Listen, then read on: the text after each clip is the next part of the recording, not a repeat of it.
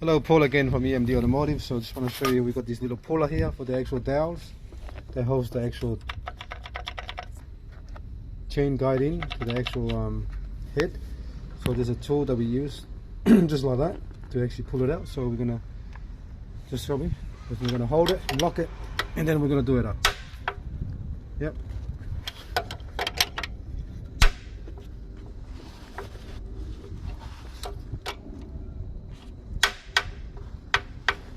Getting easier. Yeah. So we're just going like that, and that dowel will come out.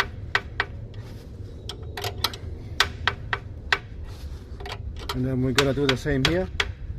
There's another dowel here, because this dowel here is in the way for that bolt there. So you need that tool to pull both dowels out, so you can actually take that bolt off. So we can take the bottom part off from here. Alright, just keep going.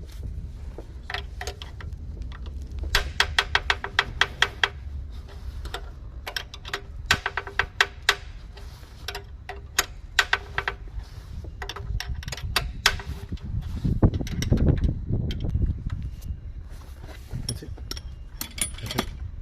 Alright, see now, as you see, if you don't have the tool, you'll never do the job properly. So now the dowel's out, see that's come out. Look how big the dowel is, so it's massive. Alright, but we're gonna put it here for now. We still gotta take this cover off here, because we gotta get to this one here as well to get it replaced as well at the bottom part. So there's no way you can do that, because that one's got two. So you got that one's got two, one's got one. So we got one on this one here, which is this one here, that side there.